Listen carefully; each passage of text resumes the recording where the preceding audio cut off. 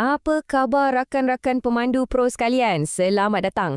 Okey, hari ni kita nak buat satu sesi khas, kira macam sembang dari pro kepada pro lah, tentang macam mana nak pastikan alat cari makan kita ni sentiasa dalam keadaan tip-top. Cuba fikir macam ni. Kereta anda tu bukan sekadar kenderaan. Ia adalah rakan kongsi bisnes anda. Dan cabaran paling besar untuk kita sebagai pemandu profesional ialah kereta kita ni kerja keras setiap hari. Jadi, jom kita tengok macam mana nak jaga partner kita ni betul-betul. Baiklah, jom kita mulakan sesi kita. Macam dalam bengkel betul, kita akan mula dari bawah ke atas, iaitu dengan komponen yang paling cepat haus dan paling kerap kita tukar. Cuba bayangkan nombor ni, 130,000 kilometer atau lebih.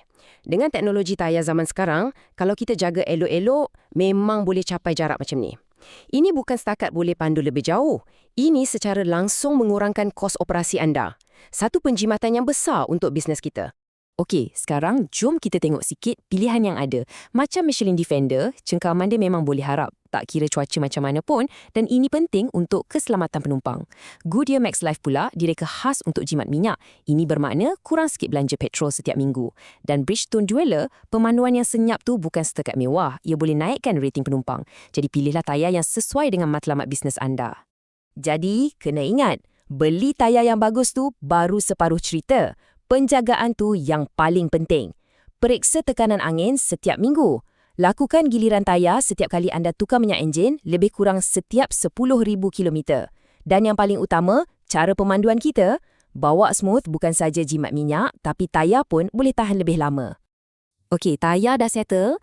Jom kita beralih ke bahagian dalam sikit. Tengok sistem-sistem kritikal yang pastikan kereta kita boleh bergerak dan berhenti dengan selamat.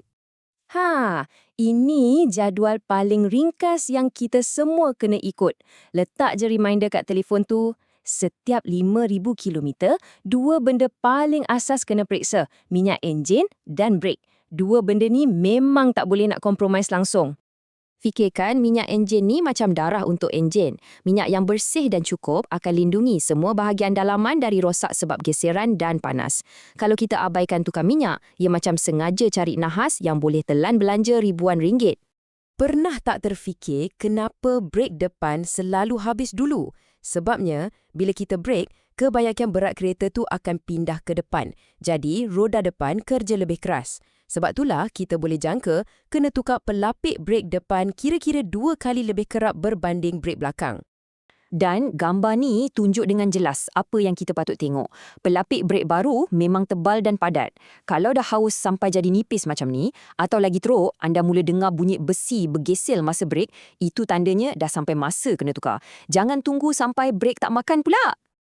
Ini satu lagi peringatan penting. Cara kita memandu ada kesan terus pada dompet kita. Pemanduan yang agresif, sikit-sikit brek mengejut, boleh buat hayat pelapik brek tu cair lebih dari separuh. Jadi, pandulah dengan lancar, jimat duit anda. Okey, sekarang satu bahagian khas untuk rakan-rakan yang memandu kereta hibrid.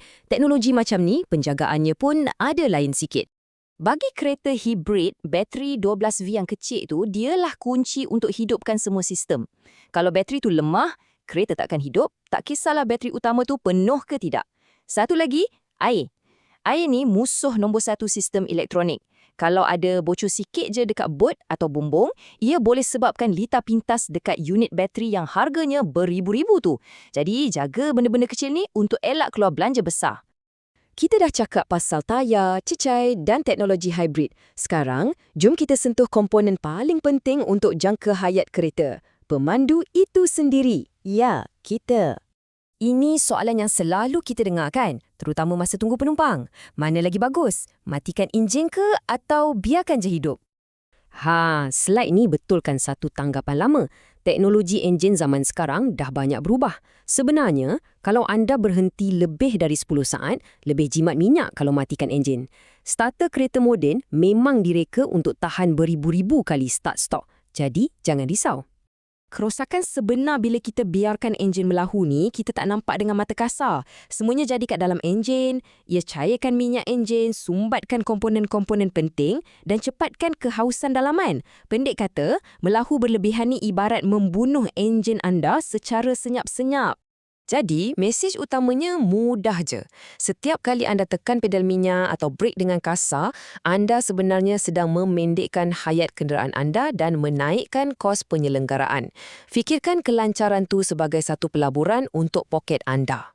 Okey, kita dah bincang banyak benda hari ni. Sekarang, apa kata kita ringkaskan semua nasihat ni dalam satu senarai semak yang senang nak ikut? Nah, ini dia senarai semak anda. Screenshot siap-siap, simpan dalam telefon. Jadikan ni rutin wajib anda. Pemeriksaan mingguan 5 minit di waktu pagi boleh selamatkan anda dari tersadai tepi jalan waktu puncak. Patuhi jadual ni dan rakan niaga anda akan terus bagi pulangan, bukan sebaliknya. Saya nak tinggalkan anda dengan soalan ni untuk difikirkan. Bila kita mula pandang penyelenggaraan bukan sebagai satu kos, tapi sebagai pelaburan paling penting untuk bisnes kita, itulah kunci untuk berjaya dalam industri ni. Jaga kereta anda dan kereta anda akan jaga anda. Pandu cermat semua.